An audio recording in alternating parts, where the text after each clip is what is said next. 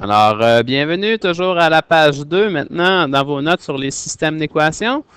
Alors, si on récapitule un petit peu, nous avons vu jusqu'à maintenant dans cette page comment trouver le point solution.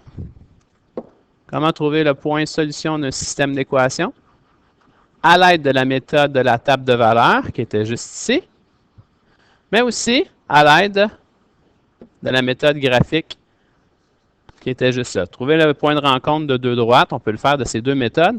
C'est un petit peu plus long, par contre, et il y a une méthode beaucoup plus courte et plus précise aussi, parce que ça demeure que visuellement, le graphique, ça nous donne une idée approximative, mais ça se pourrait que le point de rencontre ne soit pas tout à fait pile sur le 10-600, un petit peu plus à droite ou à gauche, selon la situation là, du problème.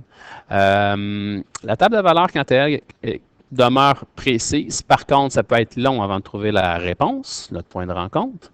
Alors, la méthode la plus rapide pour trouver le point de solution, alors c'est la dernière méthode, c'est la méthode par comparaison que nous allons faire lors de cette capsule.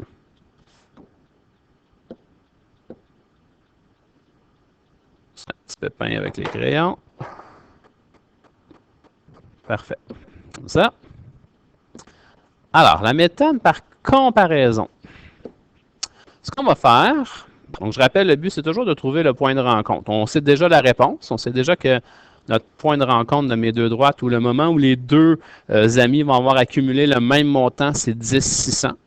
Mais voici comment j'aurais pu faire le problème tout simplement. Alors, je cherche à savoir le moment où les deux droites sont égales, hein, se croisent.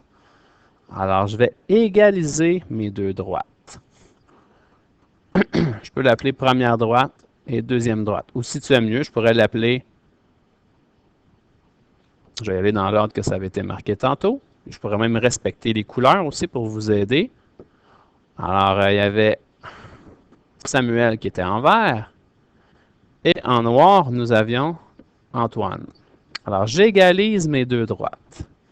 Maintenant, le fait d'égaliser les deux droites, première étape, ça m'amène à nulle part. Il faut que je remplace. Deuxième étape, je vais remplacer. Remplacer. Je vais remplacer mes équations. Alors, en vert, on va écrire ici l'équation de Samuel. Juste la partie qui est à droite du égal. Alors, si je remonte en haut, l'équation qui représente Samuel, c'est 20x plus 400. Hein? Il y avait 400 $ initialement et il en ajoute 20 à chaque semaine. Alors, 20x plus 400. Tandis que pour ce qui est de Antoine, ton équation était de 30x plus 300. Là, je peux faire une simple manipulation algébrique. Alors, je peux, en d'autres mots, je peux isoler la variable. Nous avons déjà fait ça durant l'année. Alors, on va isoler la variable dans ce problème-ci. Donc, j'ai des x sur chaque barre. Hein? La première étape, faites attention, c'est de faire une soustraction pour enlever le plus petit des x. Dans ce cas-ci, moins 20x, ça va me permettre de supprimer totalement les x qui sont à gauche. Alors, sur la ligne suivante, nous aurons 400, nous aurons 10x et toujours le 300. Par la suite, on met le petit poteau et on isole la variable à l'aide de notre méthode, le PEDMAS. Donc, je veux isoler les x. Je vais d'abord enlever le 300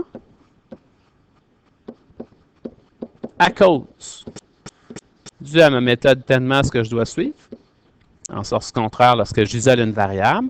Alors, pitou, minou, hein, tout ce que je fais d'un bord, je le fais de l'autre. Et je divise par 10 pour enlever le fois 10.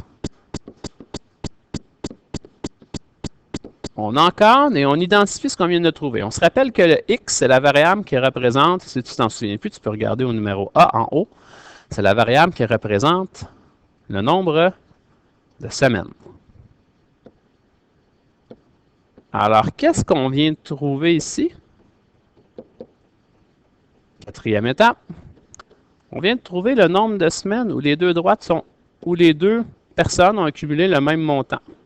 Alors, nombre de semaines où les deux amis ont accumulé le même montant d'argent. Oups, j'ai manqué un petit peu de place. Alors, le 10 qui est ici, il n'est vraiment pas étranger au 10 qui se trouve à être notre point de solution, hein? La coordonnée 10. C'est le 10 que j'encercle présentement en noir là, dans votre graphique. Donc, on a trouvé la réponse à la question. Maintenant, qui était, après combien de semaines les deux ont le même montant? Ben, c'est à 10 semaines. Alors ça, c'est avec la méthode graphique. Maintenant, si je te posais la question, on va le faire ici.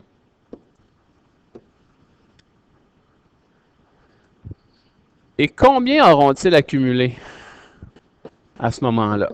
Et combien auront-ils accumulé? Auront-ils en poche? On savait que c'était à 10 semaines qu'ils avaient le même montant. Et combien ils vont avoir en poche à ce moment-là, à 10 semaines? Alors, ce que je peux faire, j'ai le choix. Je le fais avec une équation ou l'autre, c'est pas grave, je vais trouver quand même la même réponse parce qu'ils ont le même montant. On sait qu'ils ont le même montant à 10 semaines. Alors, regardez ce que je fais. Je vais marquer l'équation d'abord de Samuel. 20x plus 400.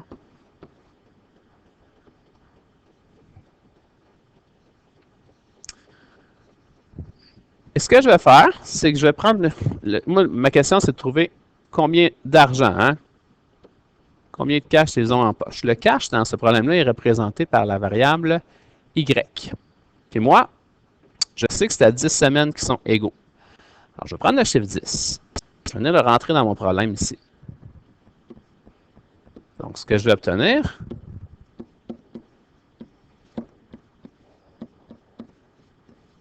si je calcule tout ça comme il faut,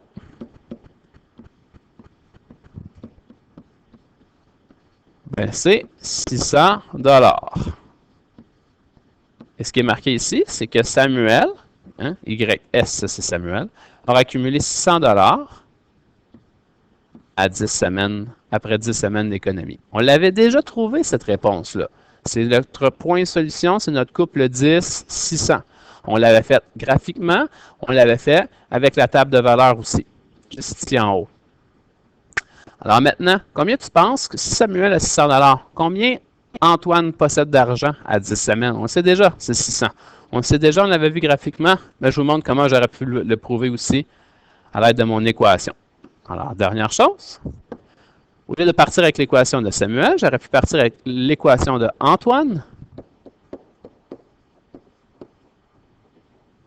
Quand même remplacer le x par la valeur que nous avons trouvée au préalable avec notre démarche en noir qui était 10 semaines. Hein? C'est à 10 semaines qu'ils ont le même montant.